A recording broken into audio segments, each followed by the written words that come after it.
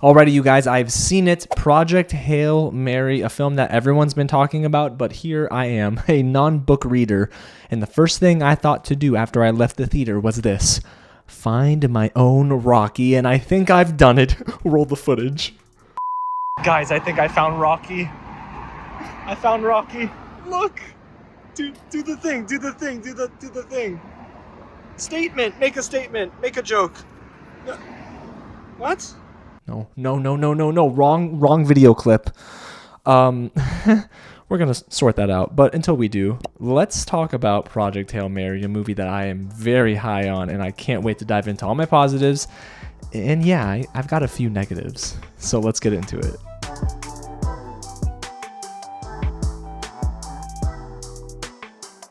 What's going on, you guys? James here with another real review, and today we're getting into my spoiler-free thoughts on Project Hail Mary. Thank you so much to Amazon MGM Studios for giving me the chance to watch this early for review in IMAX. Now, I wasn't in a true IMAX theater, it was IMAX digital, so it was a 1:1 aspect ratio, but the thing was massive. The scale of this movie is just unbelievable, you guys. But hey, I know you're probably thinking, I've read the book. I'm not surprised. I haven't. I'm a non-book reader. This is my first time even knowing what the heck Project Hail Mary is all about. I am going in, or I should say I went in incredibly cold. I didn't even see a trailer. So I'm very excited to share my thoughts because as a non-book reader, I love this thing. Now, before we get into why I loved it, if it's your first time here at the channel, welcome to Real James, where I love talking about movies, TV, and all the news in between. So if you don't want to miss out on reviews just like this and my Love is Blind Season 10 reunion recap, which drops this week as well, hit the big red button below, subscribe to the channel, tap on that bell, and like this video so other movie fans can see this, and maybe Project Hail Mary fans as well. Because there's one question I want to know in the comments. As a book lover, if that's what you are, and after seeing this film, did it live up to your expectations? And what was one difference that caught your eye? Alrighty, y'all. Well, let's get into what this movie's all about. It's directed by the incredible duo of Christopher Miller and Phil Lord. You know them, of course. They're the masterminds behind Into the Spider-Verse, Across the Spider-Verse. They directed 21 and 22 Jump Street, the Lego Movie. They know how to balance humor and heart, I'll tell you that much. And the film is starring a pretty small but really solid cast, led by Ryan Gosling, who plays Dr. Ryland Grace, James Ortiz, who's the voice and puppeteer of Rocky. I love Rocky. We have Sandra Hüller, who plays Eva Stratt, and Lionel Boyce from The Bear, who plays U.S. Secret Agent Number 1. Don't really remember his name, and IMDb's foul for not putting his name properly in the listing. It just says his actor's name, but I know he was a U.S. Secret Agent, and he's kind of cool. So Ryland Grace ends up waking up from this induced coma on a spaceship in the middle of nowhere in space. Well, he's aboard the ship for a specific reason. When he tries to get to this planet he's looking to get to, he comes in contact with a mysterious ship with a mysterious life form on board named Rocky, and it's up to both of them to not only save Earth, but also save another planet that I probably can't say the name of. But you guys, it is so cool. It is so cool. And I'm saying I can't say the name of it because pronouncing some of these things is hard in this movie. But this friendship that they have is the key. And it's like this cool, mysterious thing called astrophage that's like killing the sun. So maybe not so cool. But I like the sci-fi behind it all. And honestly, I don't want to wait any longer. I want to talk about the positives in this film because if you can't tell already, you guys, I loved Project Hail Mary. I want to start with the technical aspects of this movie because I think that's where the film, it shines the brightest. The cinematography is the first thing that bounced off the page for me because I'm a huge sucker, as you know, for cinematography. But the DP on this film is Greg Fraser, who you know from The Batman. Greg Fraser did Dune Part 1 and Part 2. Won't be doing Part 3, sadly. Darn it. But he's awesome here. It's breathtaking in IMAX. This is a must-see in IMAX, of course. But there are also really cool flashback scenes that sort of help tell the story and give you context as to how Dr. Grace got into space. So throughout the film, the movie's not always telling a story linearly in a linear fashion. They sometimes bounce back and forth. but it's shot perfectly in my opinion. There's a lot of film grain swimming across the screen. It's just beautiful, okay? And you don't get one incredible sequence without Greg Fraser as your cinematographer when Dr. Grace sees one of the planets in outer space. And I looked at my buddy Austin and I said, dude, oh my gosh. And I heard the critics in this press screening, they were all saying things like, whoa, wow, oh my gosh. It's been a little while since I've heard that. And there's also the script by screenwriter Drew Goddard, who was also the screenwriter for The Martian. And hey, the author of The Martian, the book, actually is the author of Project Hail Mary. So Drew Goddard is just going to complete the trifecta at this point, right, guys? But I think it's so cool because I love how he blends together a perfect mix of just enough science, just enough humor, and just enough heart to make for a really good time. And there are gut-wrenching sequences, of course, and sometimes they hit and sometimes they don't. We'll talk about that in a bit. But for the most part, the dialogue here is really snappy at times. It's very heartfelt, and I love Drew Goddard's pen for the most part. So seeing him for Project Hail Mary and how he was cooking, it worked out well. This movie's also funnier than I expected it to be. Now that's a blessing and a curse because on the good side of things, you got a lot of humor for those who maybe are getting lost with the science and it kind of snaps you back. But then there are times where maybe there's a little too much humor, and it happens seldomly, not often, very seldomly, but we'll talk about that in the negatives. Now, the next technical aspect that I thought stood out was the score by composer Daniel Pemberton of Into the Spider-Verse fame, Across the Spider-Verse fame. The dude's cooking here, okay? There were times where I was listening to the score and I thought, going to Apple Music, what, this movie doesn't come out for 2 more weeks? Son of a gun. Because the movie does come out, yes, next week at the time of me recording this, but I saw the movie up the previous week, so I'm waiting 2 weeks for this darn score, okay? But it is so effective. Every beat worked for me. It crescendos at the right time. It feels epic. It matches the scale of the movie. And Daniel Pemberton just plays with a lot of sounds. You know, he's so good at doing that. He's very inventive and experimental sometimes, and I don't know, I just think he's really one of the masters of his craft in Hollywood today. I was also surprised at how practical the movie was, which adds to the authenticity of the film. You probably have seen the viral headlines over the past couple of weeks where it's like, no VFX was used in Project Hail Mary. Brother, there was VFX used here. However, there were more practical effects than you would have expected. According to both Phil Lord and Christopher Miller, they built out this spaceship, dude. That's dope, okay? It was seamlessly brought together. I mean, credit to the editing too in the film. However, I just could not believe my eyes when I was seeing everything play out in front of me. And then come to believe Rocky, your cutest companion, so awesome. He's a mixture of animation and puppetry. And the puppeteer is James Ortiz, who voices Rocky, which is so cool. The movie just surprised me at every corner. It was the first time in a little while that I sat down in a theater for 2.5 hours, because it is a 2.5 hour film, and I left the theater saying, I think this movie hits on every level. But of course, the film would not have come together as well if it wasn't for Ryan Gosling and the voice work by James Ortiz. Now, yes, you have other human characters, right? And actors and actresses. I want to get into that in a little bit, but I do feel like Ryan Gosling and James Ortiz do a very good job at going back and forth off of each other. The movie lives or dies on their shoulders, or their rocky shoulders. And thankfully, the movie lives.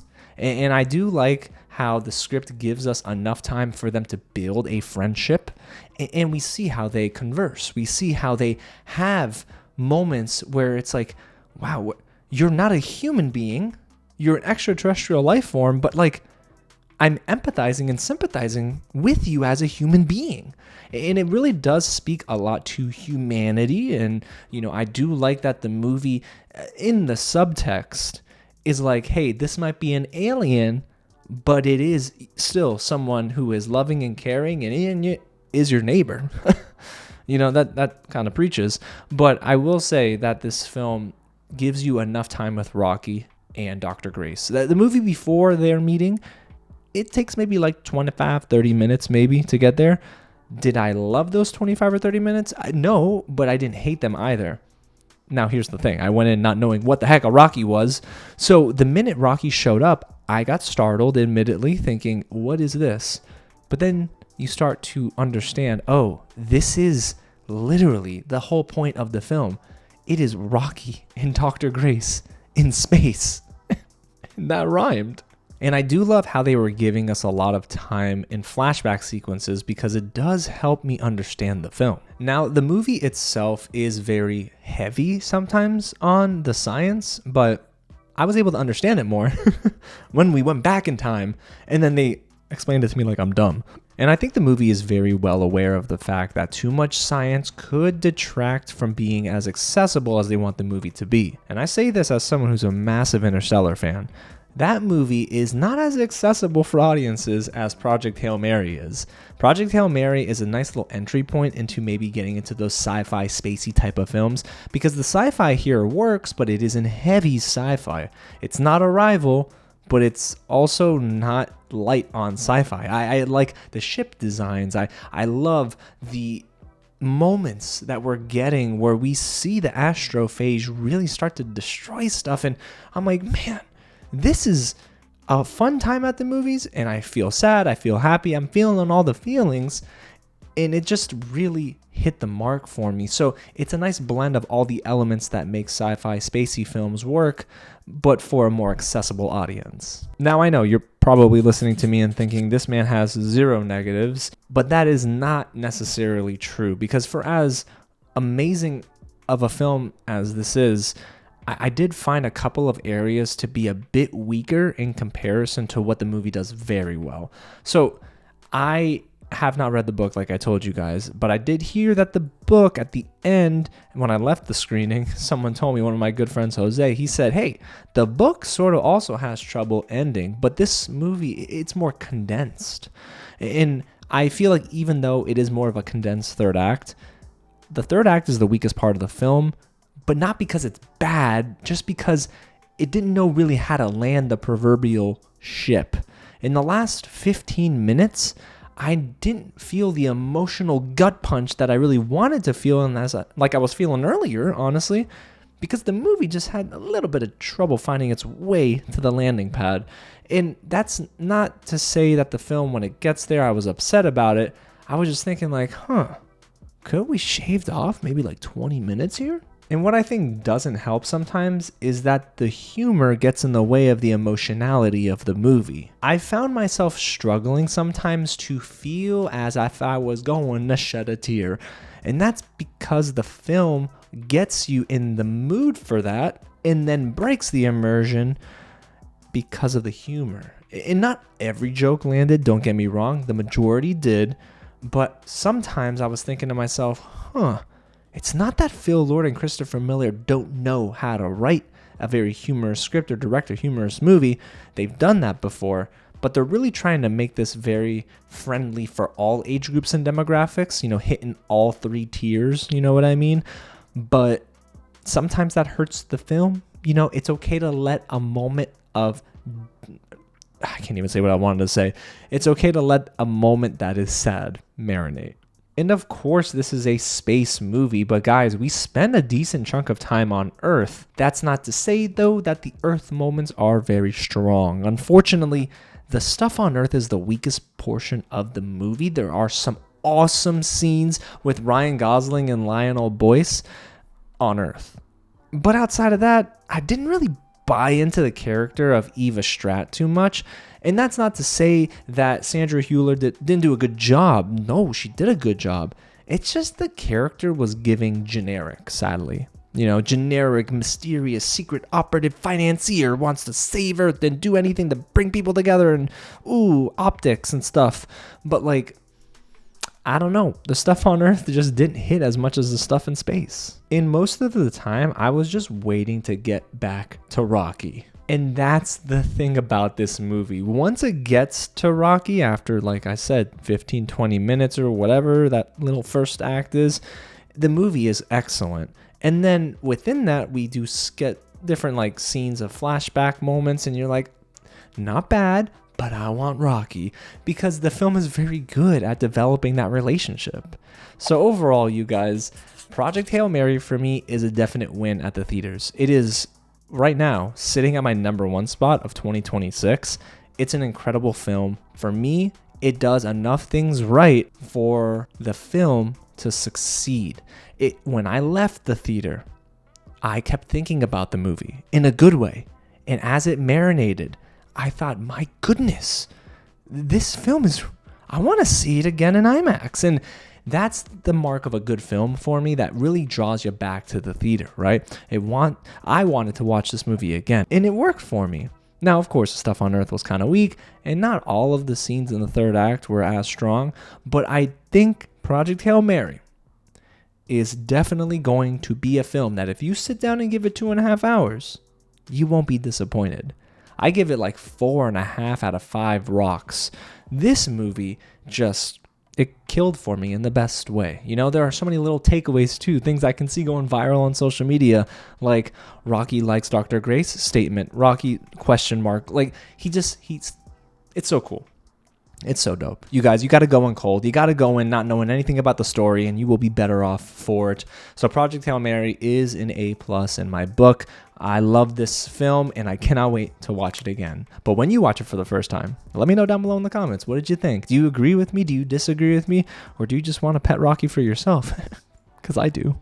And if you haven't already, hit that big red button below and subscribe to the channel. Guys, we're this close to 32,000 subscribers. And it's all because of you. Ooh. I'm grateful. You know what I mean? I'm so grateful.